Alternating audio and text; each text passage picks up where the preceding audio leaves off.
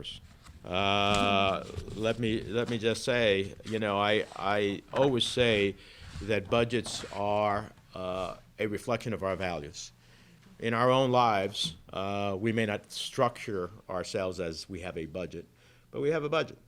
It's revenue by how we derive it, by gainful employment in our jobs, if we're lucky enough to have a little money to make some investments in or some savings.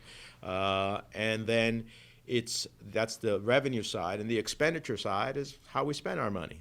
The home that we keep, the health care that we provide for our family, the education of our children, the church, synagogue, or mosque that we tithe to, charitable contributions we make to organizations we think are worthy.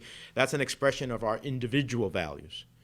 And the nation's budget is an expression of our collective values. So I don't share the values that represents a massive cut in domestic investment in infrastructure, in health research, in the National Institutes of Health. This is the entity that ultimately does the research so that we can find the cure to the autism of our children, that we can find the cure to the Alzheimer's that took my mother's life, that we can find the cure to cancer. Dramatic cuts to the National Institutes of Health, to education programs, to environmental protection. It is incredibly harsh among the least among us. Elimination of funding for LIHEAP, which the last few days remind us how cold some people can be.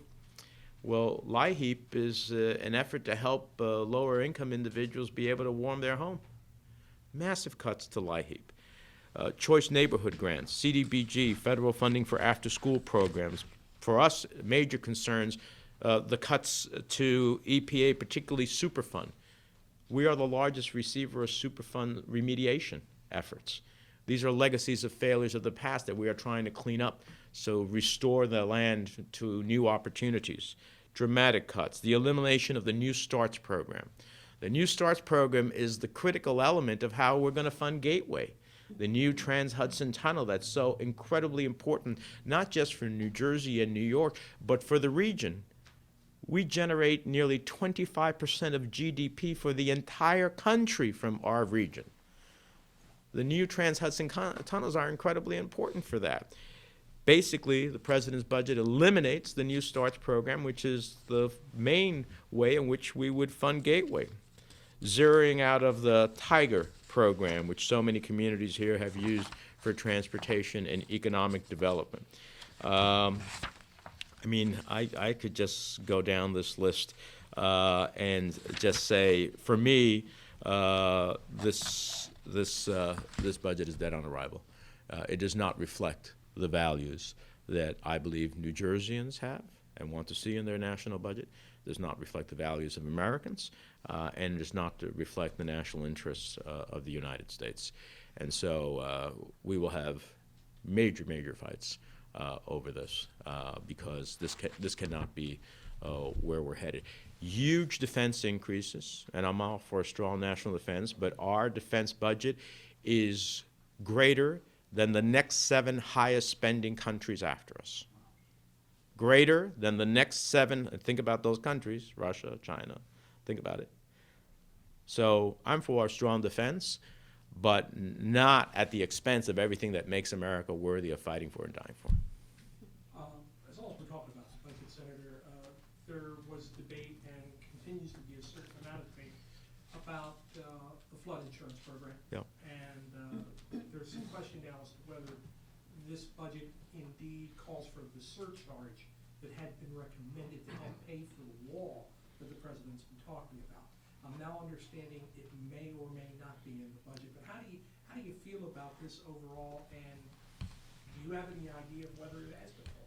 Well, first of all, what we got today is what we call top lines.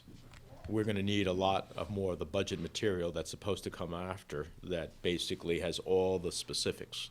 But everything I understand is that the administration intends to have a surcharge on flood insurance in order to only partially pay for a wall that Mexico was supposed to pay.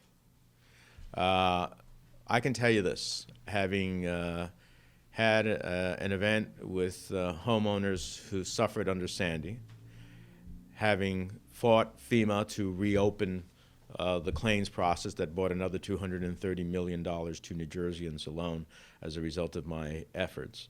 After seeing how they got screwed over, to put it bluntly, that the last thing that they need is to have another surcharge on their flood insurance so that it can go to pay to some wall that has nothing to do with flood insurance and flooding at the end of the day. I don't know how many homes are going to be saved in the deserts of Arizona. So for me, that will also be a no-starter, and I just hope my colleagues will join me, at least in that fight, because New Jerseyans cannot afford greater flood insurance and premiums, especially surcharges for something like this. Mexico was supposed to pay for it. He should try to see if he can make that happen, but I'm not about, not that I advocate for the wall, but I'm not about to have New Jersey flood insurance victims and New Jersey flood insurance homeowners who pay premiums have to pay more for that ridiculous idea. Thank you all very much. Appreciate it.